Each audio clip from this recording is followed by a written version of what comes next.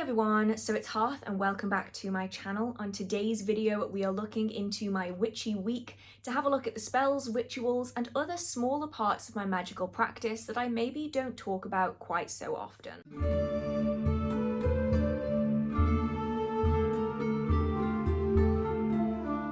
Now I'm going to be really honest in this video. This is not 7 consecutive days of my magical practice. Sure, some of these things were done on consecutive days, but some of them were done weeks in advance or weeks later. My magical practice can vary a lot. This is 7 days out of my magical practice, but not all of my weeks are going to look like this. Sometimes I will do lots of spells and rituals, lots of divination, lots of little charms or pieces of magic, and then there are some weeks where I don't do anything.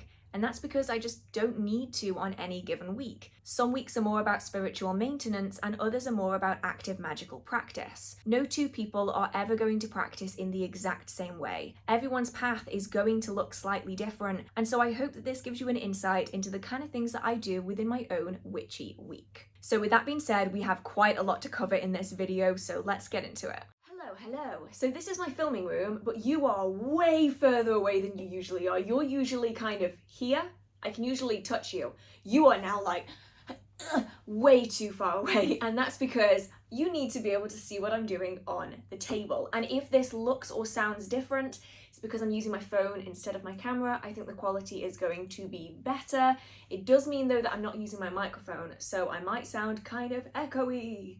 I don't know, we'll see, but I'm just trying a different thing for this video. But today I'm working with a new Oracle deck, new to me, not necessarily new in general, and I just want to play around with it. I want to try a few different things, trim it down and just make it my own. Now I am planning on doing a full video on how I do this process, so I'm not going to show all of it, but because it is part of something that I do in my witchy week, it's something that I include in, I wanted to put it in this video just to say that sometimes witchcraft doesn't necessarily look like witchcraft. Not all of my practice necessarily looks like active spells and rituals.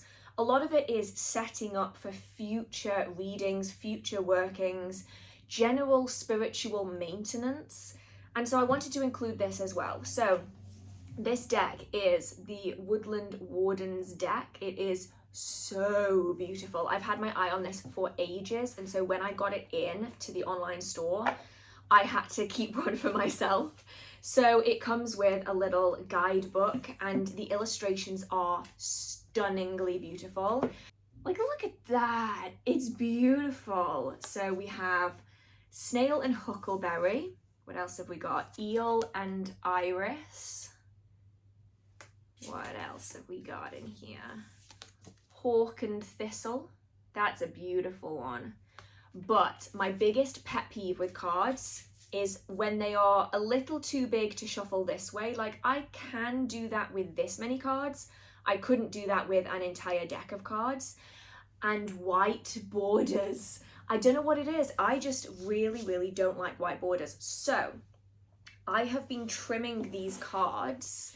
So now, wow, that I just failed at tucking my hair behind my ear. So now without the white borders, they look like this. Now, I don't know about you. I think that looks a lot better. I think they are just beautiful cards anyway, but I think not having the white border makes them so much easier to hold, and it doesn't really detract for me anyway from the appearance of the cards, which is always a good thing. So for trimming the cards, I use a guillotine. Now I have an entire video on how I trim my cards. I will leave it linked up here for anyone who does want to check that out. But I use this. This is the Fiskars guillotine. It's just a tabletop guillotine. That is the sharp bit that you don't want to get your fingers in. And it's essentially designed for like any kind of card crafting. So whether you are making your own cards to sell, whether you just do a lot of paper-based crafts, it's used for that purpose.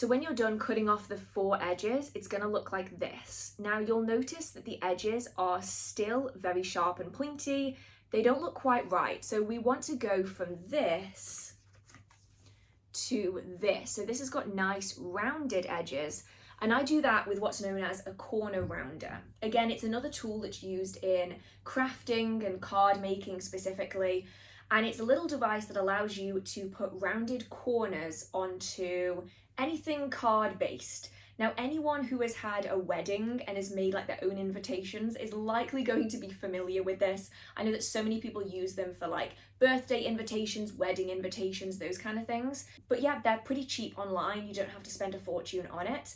But if you do work with cards really often and you like the rounded edges, or perhaps you actually have a deck of cards that doesn't have rounded edges that you feel like should, you can use it to round all the corners. Now, with that being said, I actually don't know where my corner rounder is. I am gonna have to find that like right now. Oh no. Okay. So when they're all done, the cards look like this. They are so beautiful. I'm really chuffed with them. And I mean, just look how gorgeous they are. That is stunning. And they are just so much easier to hold like this than they were before. Before it was kind of bulky and it was kind of straining my hand. And I often find if I'm feeling uncomfortable while I'm doing my readings, I'm not able to effectively focus on what I'm doing a reading on because I'm so focused on the fact that my hand hurts while I'm holding it. That's the first step of getting my cards the way that I need them to be for my workings. And usually I will do this with the easier to access cards. So I won't do it with like really expensive cards. I won't do this with really rare cards or anything like that. I will do this with cards that I could easily replace if I wanted to. And it's just the first step of making it your own. It's a little bit like how people say that when making your own spells, it's more potent and more powerful because you have created that spell from scratch, out of your own imagination, for your own purposes. It's more deeply connected to you and therefore is going to have an easier time manifesting in your life. This is similar in that by adapting the cards so personally to fit me and my style and the kind of things that I need out of a deck of cards, they are more likely to connect with me quicker than if I were to, say, be using the deck as it was initially. Now, that's not to say that you can't use a deck as it is. You can definitely form connections that way, but I like adapting them as required. I just find it a lot easier. So yeah, now I can move on to the next step with these, which is more about getting them to connect with me, getting used to my energy, and hopefully I can do a full video on that. For my birthday this year, I was surprised with a bouquet of flowers. Well, I was sort of surprised. I was actually out when they attempted to deliver it, and so I ended up learning about the surprise before I got the surprise. But to be able to see them was absolutely incredible. I love being given flowers, and it genuinely meant so much to me that someone had thought of that. And this bouquet contained roses, and I'm a sucker for roses. I love working with them. I love the way they smell. I love the way they look. And so today we are going to be drying some flowers. Now, this might not seem innately magical, but it does allow us to extend the life of our plants so that we can work with them magically for much longer an amount of time than we would otherwise. Especially when you've got plants with a limited season, like roses, you're not going to be able to work with them all year round unless you are purchasing and using dried rose petals.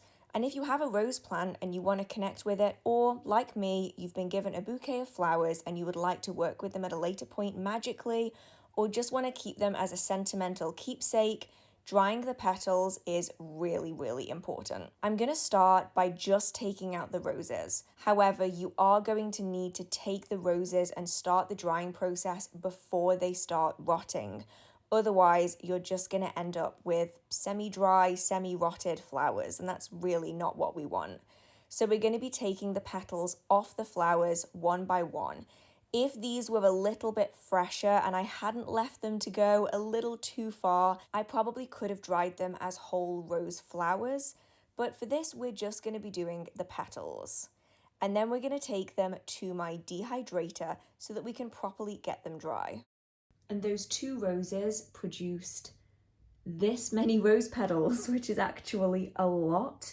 But when I get them in the dehydrator, they're going to shrink down massively. So I'm dropping petals everywhere and some more.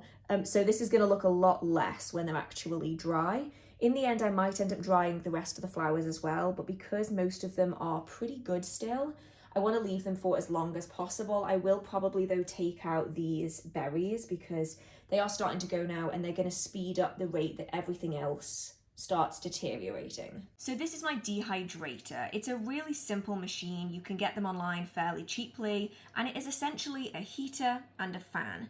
You lay out all of the flowers or all of the herbs inside that you would like to dry. You make sure that they're in a really thin layer. You turn it on, leave it for a good few hours, 2, 3, up to 10, 11, depending on what it is that you're drying. And then you allow it to slowly dry out over time.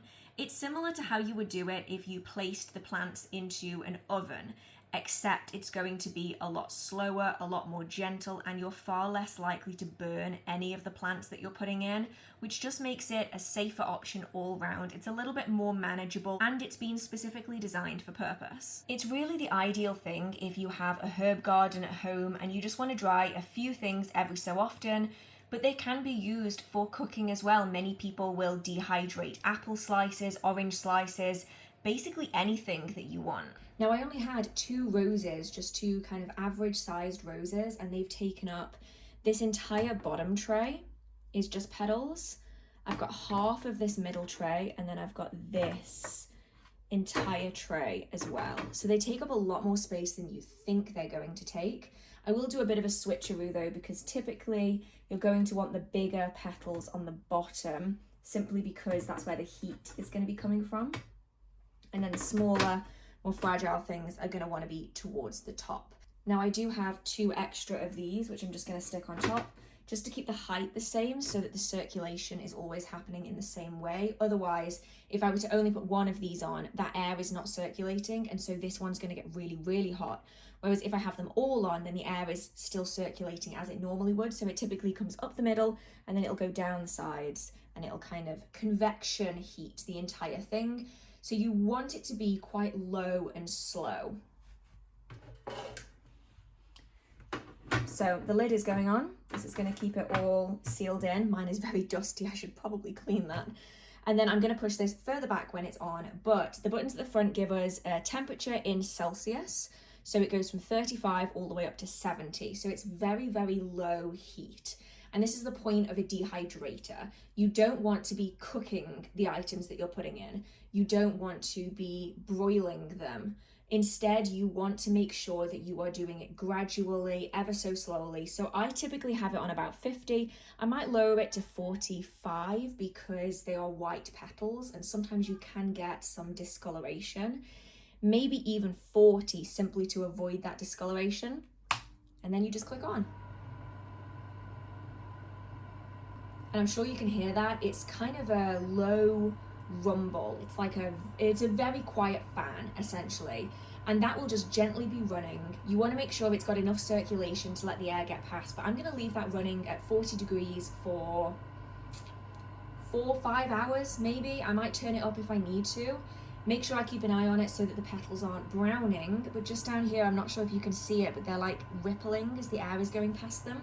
And we're just going to see what happens. These are scented flowers, so they are going to make this room smell really lovely. If you are using a dehydrator for something like chilies, please don't do it in your house. Your entire house is going to be filled with very, very noxious chili scent. So just make sure wherever you're drying is safe for you to breathe in and it's not going to super irritate you.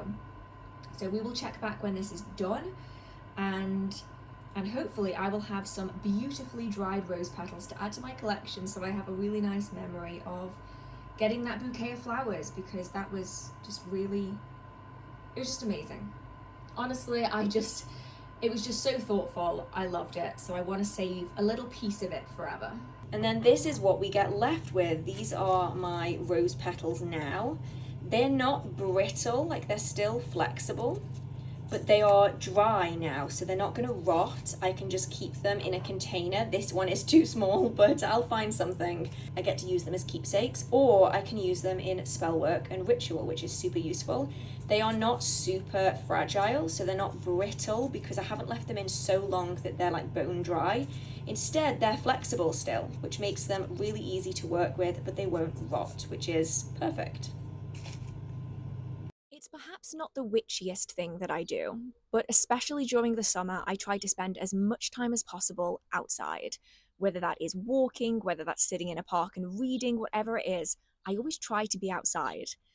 It is now, however, the middle of July, and you might have noticed something odd here. It doesn't look very warm, and that's because it isn't. I'm currently wearing both my leather jacket and my winter coat. It is halfway through July. It is grey, it is wet, it is windy, it is cold, and it just doesn't feel that summery. And so I'm still trying to get my outside time in.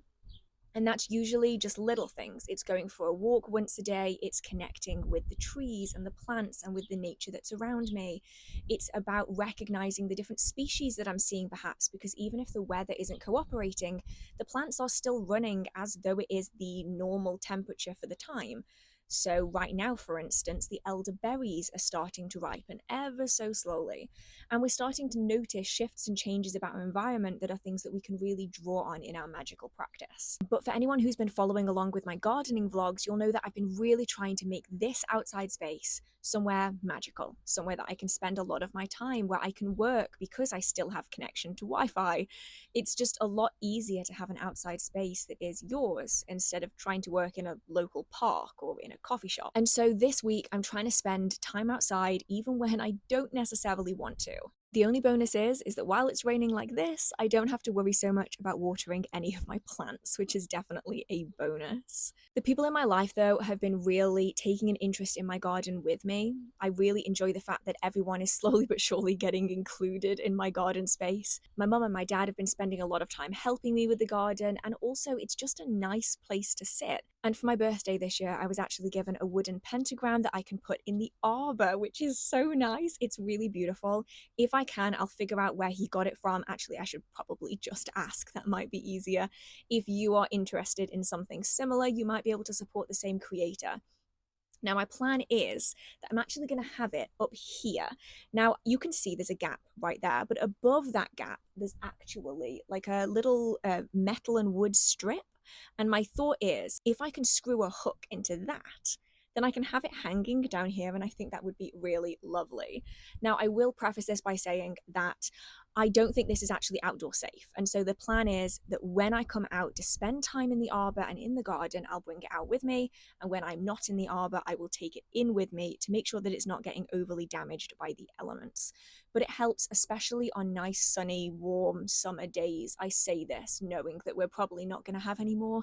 It would be nice to have a little bit of that magical whimsy out here, and just to help me create a slightly more magical space till I have something more permanent like an altar set up. So this is the pentagram in question. Isn't it beautiful? I saw it and immediately fell in love. I was completely not expecting it whatsoever. It was a massive surprise. And it is just beautiful, and it's got the little sun catcher in the middle that just catches the light, and it's so pretty. So my hope is that it can go somewhere back here just to add a little bit of pizzazz to the back of the arbor. I'm just not really sure where I'm going to put it yet. So it's going to spend half of its life inside. Well, let's face it, it's England. It's going to be spending more than half of its life inside. And then the other half of its life will be out here when I'm out here, just to add a little bit of magical pizzazz. And I'm so happy with it. Like, it's one of those gifts where real thought was put into what I would like, and that means so much more to me than anything else. You know, when you could get like the most mundane thing imaginable, and like if someone has really thought about it, then it means so much. And not only is this really, really beautiful, but it's the thought. Oh, I'm such a sentimental person. I'm such a sucker for it. I will save all kinds of stuff if it's got sentimental meaning behind it, but this is just beautiful. Okay, anyway, I am going to attempt to put this up here. I don't know where yet. I don't know if it's going to go towards the top, all the way up here, like all the way up there, or whether it's going to go kind of behind me. I'm not sure. We'll see. I'm going to have to take my shoes off to do this because I'm not going to be able to climb on here without it. So, where do we want it?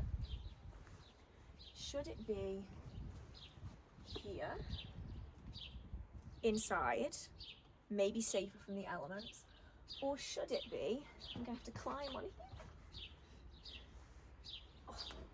Get the shoe off. Or should it be here? I'm leaning towards here. I think it needs to be here. Okay, so now I need to find the middle. 1, 2, 3, 4, 5, 6, 7, 8, 9, 10. Great, there's 11. That doesn't really help me very much. 2, 3, 4, 5, 6, 7, 8, 9, 10. 1, 2, 3, 4, 5. Does that mean that's the middle?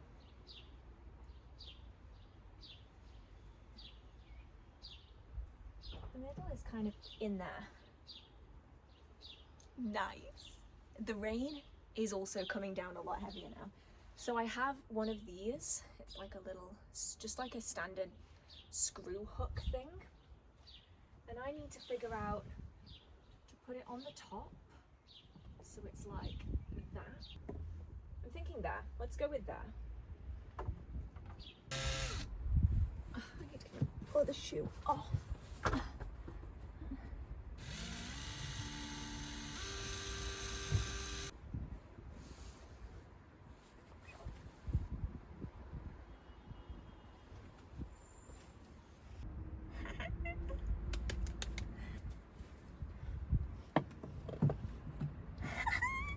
While I could have spent my time doing something perhaps a little bit more magical, there is something to me so wonderful and whimsical about creating a magical environment.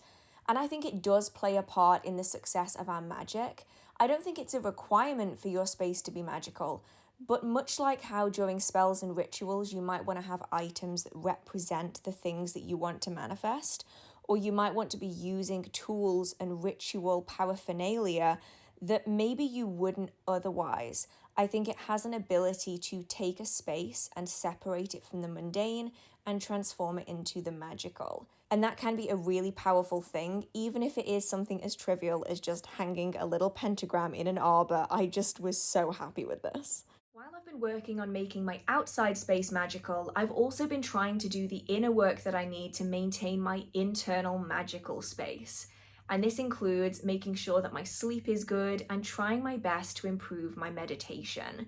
Now, I'm definitely one of those people that struggles with meditation. I have a butterfly mind, I'm thinking of 1,000 things all at once, and usually I'm focusing on all of the things I'm not supposed to be focusing on. And for me, I find that if I've just not had enough sleep or I've not had restful sleep and I've not been doing my meditations and my inner work, my magical practice starts going a bit to pot too. And so I want to thank today's sponsor, Aura, for massively helping me with that. If you've been on my channel for a while, you'll know that I really enjoy using Aura, and that's why I like working with them as well. Aura is a mindfulness and meditation app. They've won the Best of Apple award and are used by over 7 million people. I'm one of them, and I can see why 7 million other people also choose to use them.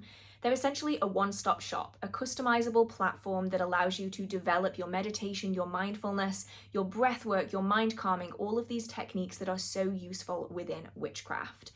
They have categories on breath work, they have podcasts, they have sleep sounds and sleep stories that allow you to sleep better. You can work with coaches to help improve aspects of your life. But my favorite categories are probably the sleep sound. My favorite is the thunderstorms, as well as their meditation courses. These range over several different lengths of time and can help you to develop and grow your meditation skills and allow you to implement it successfully into your day-to-day life. I've always struggled with meditation, but I find guided meditations to be really effective, and the app is full of loads of different resources from lots of different people. So you're sure to find someone that you really enjoy the voice of and the content of. This app's really helped me, especially with my sleep, and it might do the same for you. So if you are interested, Aura is offering a free trial and 25% off to the first 500 people who click the link in the description box. And so thank you so much to Aura for supporting my content. Meditation, though, is something that I have always really struggled with. The sitting still and being quiet kind of meditation has never worked for me. And so things like guided meditations and also walking meditations have been incredibly powerful. Recently, I've been spending a lot of time walking. I try to go out at least once a day, maybe twice if I'm lucky and it's not too dark, but it really is starting to change now. So it's probably going to be once a day from now onwards. And I will either be listening to an audiobook, I might be listening to music, or sometimes I'm not listening to anything at all, and I just allow myself to walk fairly aimlessly. It's not that I don't know where I'm going, instead it's more that I'm not walking with any kind of purpose. I'm not doing this while I'm trying to get to an appointment, or I'm not doing this before the shops close. Instead, I'm walking simply for the joy of walking and for the kind of peace and calm that it does bring my mind, and also energetically as well. I find that sometimes if I'm hyper-focusing on something that isn't helpful to me, getting out and going on a walk is a really good way of snapping myself out of that, and it's something that I do find myself needing on a regular basis. And I'm sure this is true for others as well, especially if you do work from home. If all of your life exists in one place, it can be really easy to get trapped in bad habits and cycles. It can also be really easy to ruminate on things for long expanses of time. And so for me, getting out into nature, going for a walk, even if it's through a town or a city, is a good way of snapping myself out of that, because I need to be focusing on my surroundings. I need to be focusing on what I'm doing. I can't simply be in my head. And so I do find meditation to be something that is part of every single week. It just might not be meditation in the way that you think it would be. It is not sitting in an uncomfortable position cross-legged on the floor with some whale sounds in the background. It's a lot more fluid than that. And I think that's something everyone can benefit from. If you can try a different form of meditation, you might find one that works really well for you. And it's included in every Witchy Week video because genuinely I do it all of the time. It's something I need to do as part of my daily and weekly spiritual maintenance, is making sure that my head is in the right place. Because if my head is in the right place, then my energy is in the right place, and then everything is just way more effective. When it comes to spells and rituals, a lot of people assume that they're only for really big things. Lots of money, protection, good luck, banishing. But the majority of my magical practice is actually made up of little workings, just like this one, that are designed to work alongside everything mundane that I'm doing to help improve a situation. This working is a great example of it. It's designed to aid in getting rid of bad habits, the things that we've picked up over the last 10, 15, maybe more years that are no longer serving us and are perhaps even hindering us. They might have been things that were useful once upon a time, but they aren't anymore, or perhaps they were coping mechanisms that you no longer need.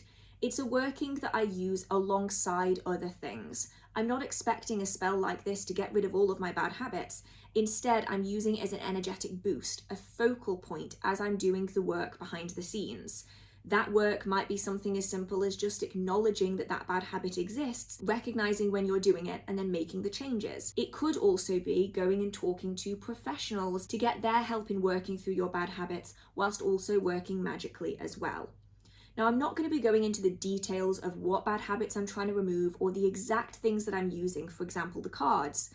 But the process of this working can be adapted to fit into your requirements and your magical practice, and you might find that you want to apply the exact same techniques in this video to a different intention, like protection, like money, like love. It's mainly the technique that I'm going to be focusing on. You can then adapt that as you see fit. So to start off with, I'm going to do something that isn't a requirement for the working, and that is use some perfume. This is a specific oil perfume. This is the apple oil by Starchild. Yes, Starchild. And this is something that I will do before a lot of my workings. I have different ones for different properties. So I have apple, I have oak, and I have rowan. But for me today, the apple is the most significant one because this is all about abundance, positivity, growth, fertility, all that kind of stuff. The idea behind this is that while the working that I'm doing is to remove negative things, I want to be filling that with something positive in its place. And so instead of just leaving a void after I get rid of bad habits, where I could simply replace those bad habits with another bad habit, instead I want to be finding a positive alternative, things that I can change and adapt, so that rather than simply replacing things, I'm actually making real progress. So that is the one that I'm using for this. You can use a specific perfume that has a memory to you. You might want to be using a botanical oil that's been diluted that represents what it is that you want to manifest. You might want to light an incense stick that is a fragrance that is associated with what you're after. There's so many different varieties, but for me, I do find that these perfumes are really lovely. The things that we're actually going to be using for the working though can be super duper simplistic. The primary thing is a candle. This one is grey, as you might have noticed, because for me, grey is really good for removing things. It's not as strong as black, for instance, which would perhaps be for more removal and protection. But for me, grey is really good for cleansing work. And so that's specifically what we're going to be using today. If you don't have coloured candles, you can simply use a white candle. You can use a votive candle. You could just use a tea light, but you are going to have to tweak the other things in this working if you do. Generally though, you just want a candle that's going to allow you to write down the side of it. I'm then using a candle holder. This one is specifically designed for these candles, which makes it super useful, but not everyone is going to have access to that. So just use a candle holder that you have access to. I'm then using an oil. This one is a cleansing oil. You can use whatever you feel appropriate to use. That could be a banishing oil, that might be a cleansing oil, that might be protection, that might be aimed towards something else entirely. So it could be for prosperity or for love or for good luck, whatever it is that you feel drawn to. For me though, I am going to be using a cleansing oil because the plan is to help cleanse out all of these bad habits so that I can replace it with something better. I am going to be using a carving tool. This is known as an awl. So this is used in leatherworking. If you've been on my channel before, you'll have seen this being used many a time. I find it really useful for carving into candles. You could use a toothpick, you could use a sewing needle, you could use like a sewing pin, you could use like a tack that you would put into a board. There's lots of different options there. And then I am going to be using a card. This card represents what it is that I want to be changing, and it involves the energy that I want to be bringing into this working. You don't have to use something like this, but if you do have oracle cards, tarot cards, maybe you've got spell cards that you want to be working with, something like that could be really useful to add additional energy into the working. And then I'm going to be using something to light the candle. This could be matches, this could be a lighter, whatever it is that you have access to. But if you want to super simplify this working, just a candle and a candle holder. That's really all you need, is like bare basics. If you want to carve something into the candle, you can use an awl, you can use a sewing needle, something like that. You can then add oil onto it if you would like to. The last additional thing would be the card. So essentially it just goes up in steps. We are layering that working. The bare basics is just a candle and a candle holder, and some matches, of course.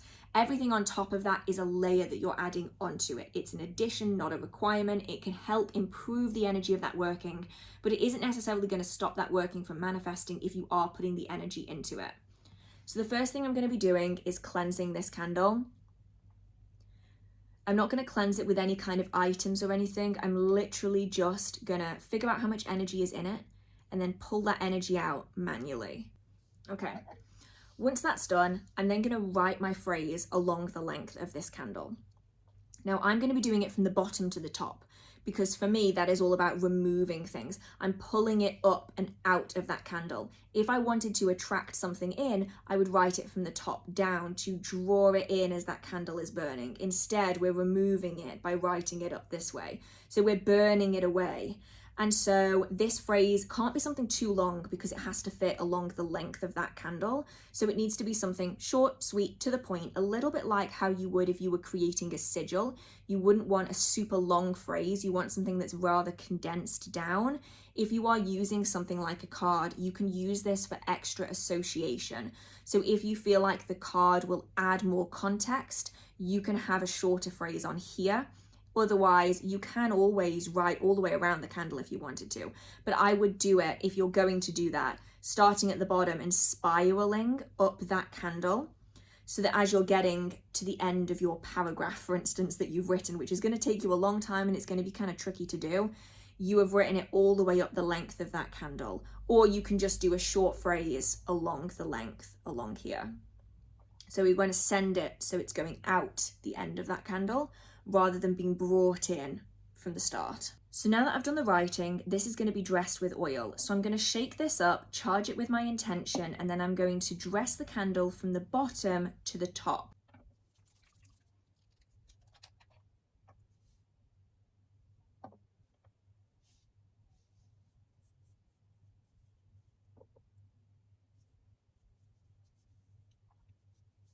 And then once you're done, you can stick it into the candle holder. Now I'm covered in oil. but we shall persevere regardless. It's par for the course when it comes to doing witchcraft. So we now have the candle in its candle holder. We can then charge the artwork that we're using, the tarot card, the oracle card, the petition, whatever it is that you're using. Candle then goes on top. We're going to link the two together.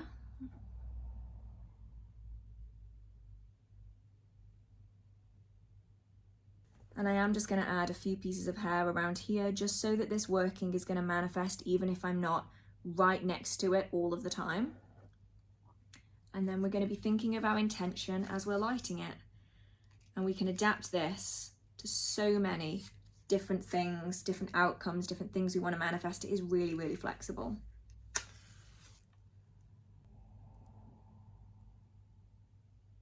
So today I'm going to show you the really simplistic measures that I take when it comes to working and protecting liminal spaces. Now for me, this is something I do every couple of months. You might need to do it more frequently if you do have issues with your liminal spaces. I typically don't because I do have other protections on as well. And to do that, I use this stuff. This is a magical window cleaner. Specifically, this is the protection one by Sons of Asgard, but I mean, they do loads of different varieties, but protection is specifically what I'm after when it comes to liminal space. Now, I feel the need to reiterate that I am not like advertising for them or anything. I just really like their stuff and so I want to talk about it. But this is the stuff that I primarily use on windows, window frames, doors, door frames, and specifically mirrors, because I find that the most annoying kind of liminal space that there is a mirror. Now, that's not to say that they are terrifying things that you need to be afraid of, but all liminal space has the ability to have spirits come and go if it isn't locked. Now, I have an entire video on locking mirrors if that's something you do want to look into. I'll leave it linked up here. I'm not going to be doing it in this video though, because I don't need to at the moment. I typically will only lock my spaces when I absolutely have to, because I do like working with spirits and other entities that come and go and pass through and that don't have negative intentions. So this stuff is super simple. You give it a really good shake, you spray it on, and while I'm spraying it on, I'm envisioning this liquid sticking to anything negative that is on this mirror. Essentially, I'm spraying it on and it's going to adhere to everything horrible, so then when I wipe it off again, it's going to take it all away with it. The cloth that I'm then using is going to go in the wash, obviously, so that that can all be washed away and all of that negative energy, negative gunk can also be taken away as well. The bonus of something like this is it's kind of got a 2-in-1 property to it where it cleans and it cleanses and protects. But you can do something similar by creating a herbal wash. So to do this, you take herbs and you steep it in hot water. You can use cold water, but hot water is more effective. And after it's been steeping for about 15-20 minutes, you take those herbs out and then you use that liquid as a wash. Now, of course, if you are cleaning windows and mirrors, you might want to be giving them a physical clean first before you go in with something like this. So I'm literally just going to give it a spray. Done it.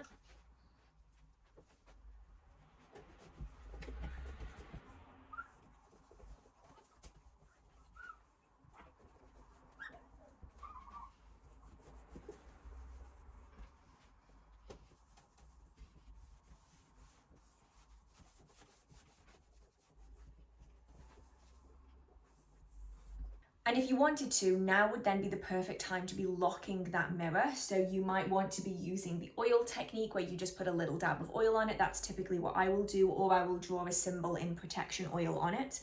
You can do it with steeped water, for instance. So if you've got some water that you've steeped with protective herbs, you can use that to draw your symbols on. Of course, that is more likely to run down the mirror and it's not going to last as long, but that is an option as well. You can then replenish any of the sigils that you have on the reverse side of that mirror. I mean, there's so many options here, but for me, this done on a regular basis to all of my liminal spaces is enough for me the majority of the time. Unless I'm having like really bad experiences with an unwanted spirit, I typically won't do anything more than that. But I will be washing down windows, windowsills, window frames, and especially any access points to the home that get used regularly. So this would be the front door, the back door, perhaps the garage door, if that's somewhere that you do enter your home on a regular basis. those places can be really important to give further attention to. And then if you have any mirrors in places that are maybe high energy or perhaps more unwanted energy spaces, so this could be, say, the entryway to your home, or it could be a location where, if for instance you've had quite a lot of arguments in your home in front of a mirror, or even mirrors where you are speaking negatively about yourself, it could be a place where you want to do some extra cleansing and extra protection on those spaces, because that energy might linger and stick in a way that other energies just wouldn't. So that is super simple spiritual maintenance. That took me, all of 30 seconds to be able to do that. Doing that every couple of weeks, every month or so, is a great way of maintaining your spiritual protection without having to spend ages doing complex rituals or anything like that. I'm realizing as I'm filming this video, a lot of it is actually what I would consider spiritual maintenance rather than active spell work and ritual. Sure, I've done spells, I've done workings, but it hasn't been as action-packed as I think a lot of people might suspect a witch's week to be. And I think that's really something I want to emphasize, is that spiritual maintenance is still magical practice. It might not be showy, it isn't complex rituals with an entire coven of practitioners, it isn't spells every single day and ritual baths full of herbs, it isn't a house that's full of incense smoke and ritual wear being worn all of the time. Most of my practice, and I've only really realised this while filming these Witchy Week videos, is actually the spiritual maintenance that happens behind the scenes. It's all the stuff that I do to make sure that when it comes to spells and rituals and even divination, I've got everything out ready that I need and I don't have to do that much work in advance. It's making sure that my liminal space is protected, that I have a suitable magical environment, even if that's just decorative to do my workings within. It's making sure that my inner work is also being done as well. My meditation, my mind calming, trying to help myself to be better. And it's also about making sure that my herbs and my crystals are ready to go as and when I need them. So this is my crystal container. It is a very large chalice that is filled basically to the brim with all kinds of different crystals. So we have labradorite wands, we have rose quartz eggs that I specifically use on my Ostara altar. What else do we have in here? We have another wand. This one is amethyst, as well as dozens and dozens of different tumblestones. So we've got some howlite, we've got some selenite. What else do we have in here that I can instantly recognize? Snowflake obsidian, because some of these, I'll be honest, I have forgotten the names of, and I really need to figure out, black tourmaline, what specifically I've got, because some of them I don't know. And today we are going to be cleaning all of these of unwanted energies, because I'll be honest, I have not cleansed my crystals in a very long time, an embarrassingly long amount of time. I'd say I've not cleansed all of my crystals since I got them. And given the fact that the majority of my crystals I purchased in 2014, it has been a decade of them being in this container and not being cleansed. Now, that's not to say that they've never been cleansed. I tend to cleanse my crystals before I do a working, because they're all in one container. A lot of people wouldn't have it like this. They wouldn't want all of their crystals together because the energies start mixing together. But because I cleanse them before every single working, I don't have to worry about that so much. However, having been in this container for as long as they have and having never been cleansed really all in one go, what often happens is I will cleanse a crystal, say at the end of a working, and I'll put it back in the container again. And then it immediately is overwhelmed by all of the energies of all of the crystals that haven't been cleansed in 10 years. And I almost feel like it means it's harder work when I come to cleanse them before I do a working, because I'm having to cleanse 10 years worth of energy of a crystal that I need to use, instead of cleansing a couple of weeks worth of energy, or even a couple of months, a few years worth of energy. So we're going to be cleansing all of these. I have a selection of things that I'm going to be using for this. So obviously you can see most of them on the table. We have the chalice of crystals that I'm going to maybe empty out. I think I might have to empty it out for the purpose of this to really see what's in there. And then when they're cleansed, I'm going to put them back in the chalice again.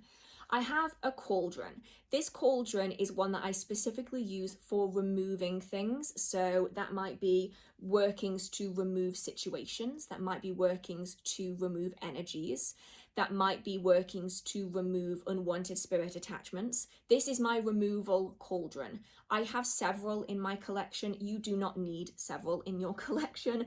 I just have several because I've been doing it for a while, and I have a tendency to collect things because I am a goblin, and I have a tendency to go after shiny witchy things, and this is a shiny witchy thing that I got from Witchfest. So we're going to be using a cauldron. You don't have to use a cauldron. You can use any heat-proof container to collect ashes. This is just to stop me from burning my nice wooden table, basically. I then have a candle. Doesn't have to be any particular candle. This is a nice bobbly candle that I got from Starchild.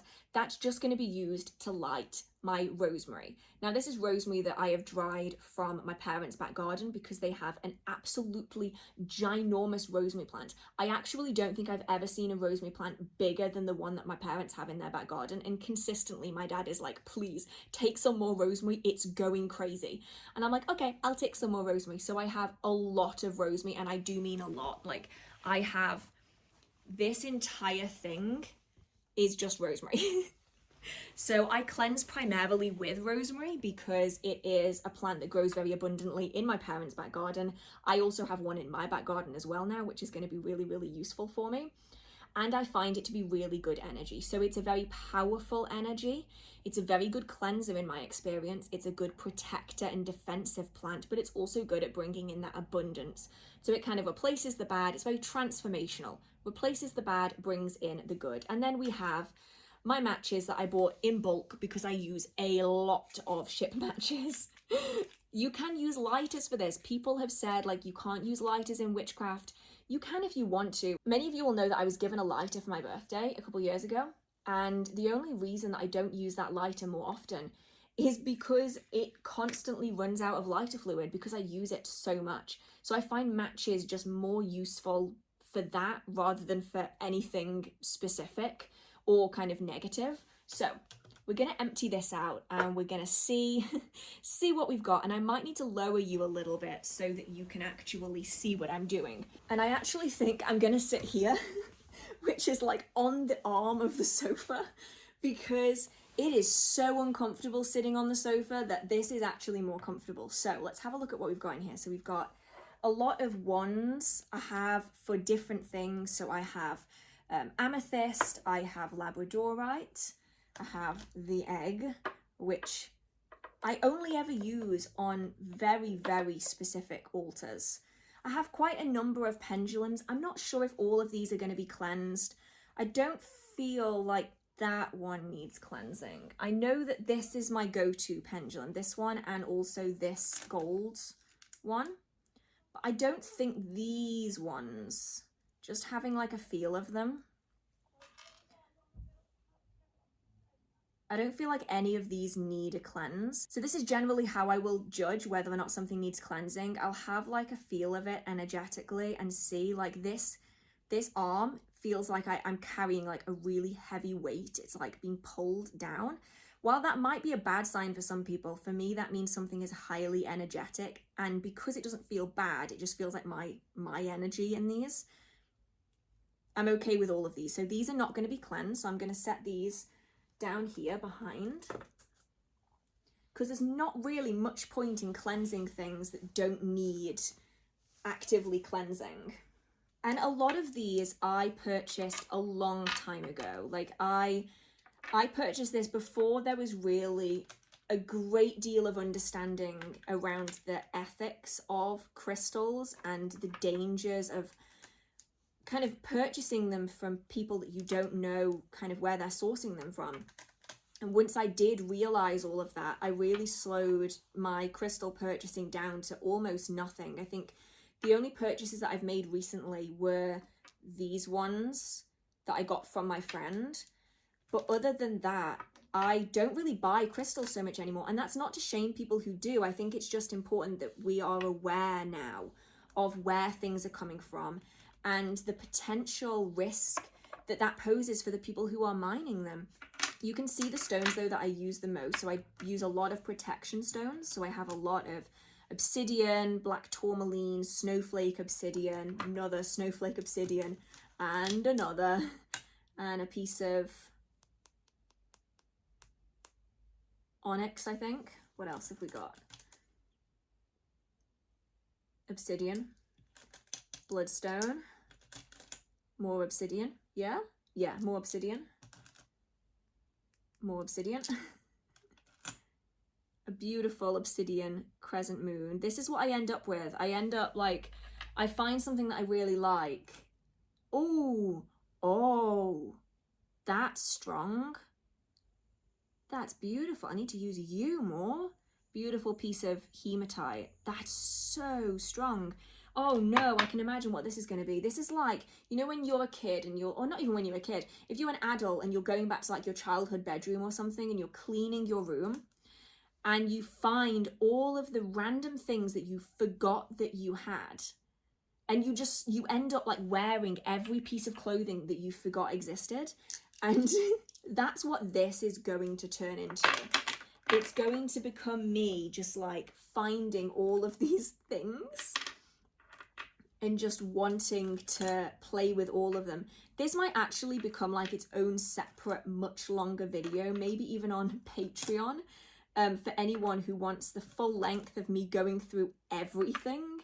You are welcome to do that. I will see if I can put the full edit on there, because I've already been doing this for 20 minutes and I'm not even getting to like cleansing the crystals yet. So now that we're down to this point, we're gonna bring out the cauldron and I'm literally just gonna start grabbing crystals and seeing how much they need cleansing. So some of them are gonna need a lot more than others.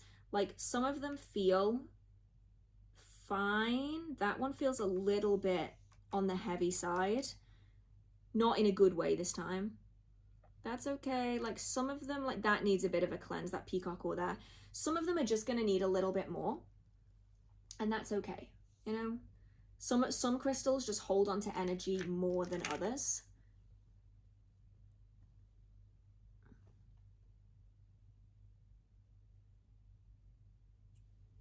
And then once they're done, we're just gonna plop them into the chalice.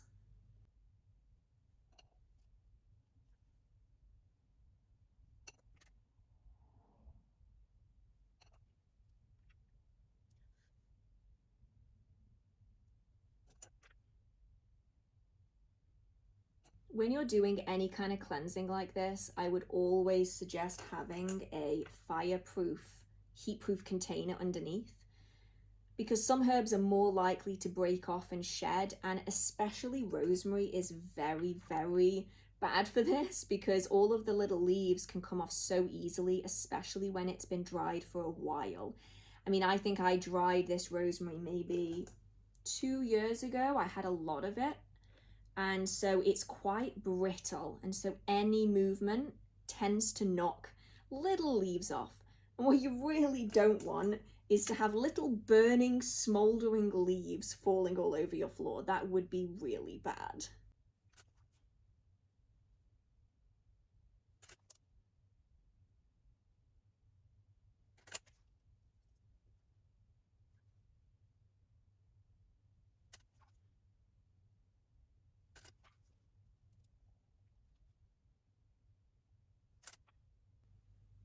Oh my God, I did not realize that's garnet. And I only noticed because I could see, can you see that? I need to get this so that you can see it. That's incredible. So I thought that was a piece of obsidian, right? It's black, it's, you know, you wouldn't think anything of it. If I grab this, bring it over here. If I put this in front of that flame, can you see that it goes red? That is a piece of garnet, and I didn't even realize I had that in my collection. What? That is mad to me. I love working with garnet too, and I have been passing that over as being obsidian, like a tiny piece of obsidian for years. What? Yeah? Okay, that's going to be kept to one side so that I remember that that's there. But yeah. Oh, I forgot one.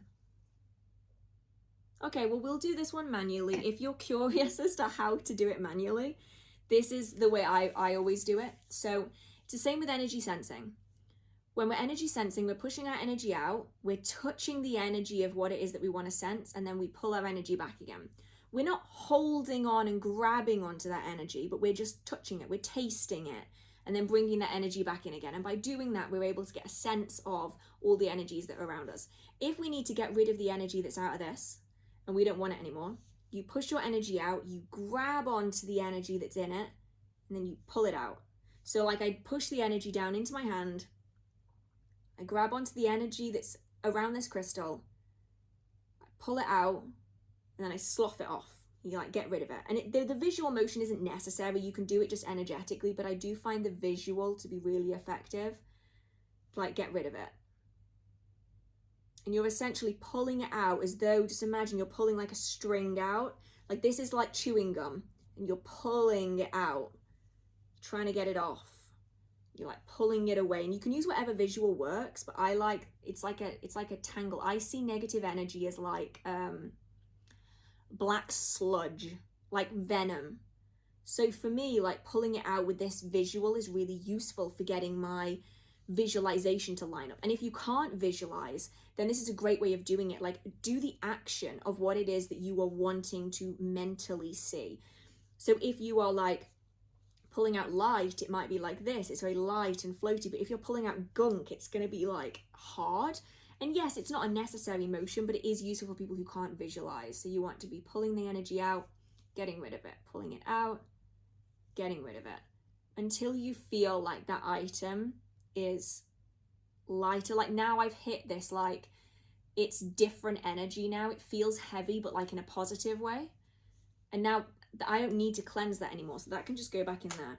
It takes longer, but it is a technique that you can use if you don't have access to, say, rosemary, or you would rather not use smoke, or you aren't able to use smoke in your magical practice. There are other techniques out there. It isn't just one-dimensional when it comes to witchcraft. There's so many varieties of ways that you can do things, but some ways are going to take a lot longer than others. And so I do find smoke cleansing to be more effective, but only on the basis that I can get it done quicker. Like if I were to do that process with that malachite over and over and over again for every item, I would have been here for a while. But by doing it all in smoke, I can do multiple in one go, so it's not quite so bad. The other thing I would consider as well is like I can still feel that heaviness because I have not effectively gotten rid of everything energetically. So I'm going to go and do that in a minute because I can kind of feel it. It's like from here to my elbow just feels very heavy. And so I'm going to go and get rid of that in a minute just by purposefully washing my hands, because my hands are very dusty and smoky anyway. So you're visualizing any of that leftover unwanted energy going down the drain. This can be like with a color, so it could be like, with me it's like black, like venom, like that gunk going down the drain. I'll do it that way as a way of getting rid of that energy that's unwanted. But that is something to take into consideration, that sometimes that can happen if you are not fully getting rid of your energy. And it doesn't mean it's a skill issue. Sometimes it's just the reality of it, and that we are maybe not 100% focusing because I'm filming myself doing it, or you know, something else is going on, and so we aren't as effective as doing it as we maybe should be. But that is finally all of my crystals cleansed. I have taken way too long to get round to doing that. So that is a look into my witchy week, and as we can see, a lot of it is actually just spiritual maintenance. And I think this is something that often gets looked over by the magical community, especially on social media. I myself have been guilty of this, primarily talking about the things that are showy or visually appealing, and especially when it comes to short form or visual content, it's a lot harder to talk about the things that are just spiritual maintenance, and it's a lot more interesting to talk about the bigger, more showy spells and rituals. But I'd hedge a bet into saying that the majority of people's practice is probably more about day-to-day small spiritual activities and spiritual maintenance than it is about big spells and rituals, especially when we're talking about large group gatherings and covens. They don't happen all that often. And I would love to know the kind of things that you've done in your witchy week. What kind of practices do you carry out on a weekly basis? Are you like me, where you can go large expanses of time without doing active spells and rituals? I would love to know, and I think it helps give additional insight, especially to people who don't have a community to interact with in person, to know the kind of things that can be included as part of a witchcraft practice. Everyone's going to be slightly different, and I feel like we should express this in the comments section. But I do also think it's important for me to say here that not every magical thing that I do, I've included in this video. There are so many things that I just do passively, just a really quick thing here, a brush of a leaf there, a breath into the wind here. I probably am not going to notice that I'm even doing it most of the time. It's just a default reaction to situations around me. And I haven't even considered taking my camera out to film any of these moments because they tend to just happen. The things that did get included in this video are perhaps the step up from those things. They're things that I have chosen to do, I've decided to do, I've planned to do. Whereas a lot of the little day-to-day things I find myself doing, I don't even really realize that I'm doing them. Obviously, I'm aware in the moment, but it isn't something that I've pre-planned. It's not a schedule that I've set myself to, it's just something that kind of happens. And you may well find that if you start noticing it within your own practice, you probably do a lot more magical than you realize, even if it's just sensing the energy around you or noticing the whispers on the wind or the spirits in the trees. You might find that your magical practice is a little bit more magical than you realize. So if you did enjoy this video, feel free to give it a like, it really means a lot to me. A massive thank you to Aura for sponsoring this content, and thank you to anyone who listened to the segment, it means a lot to me. If you do have any questions, comments, concerns, video ideas, feel free to put them down in the comment section, and if you do enjoy the magical content on this channel or in this video, feel free to hit subscribe. I try to post magical content every single week. So with that being said, I hope you're staying safe, I hope you have a marvelous magical day, and I will see you in the next video.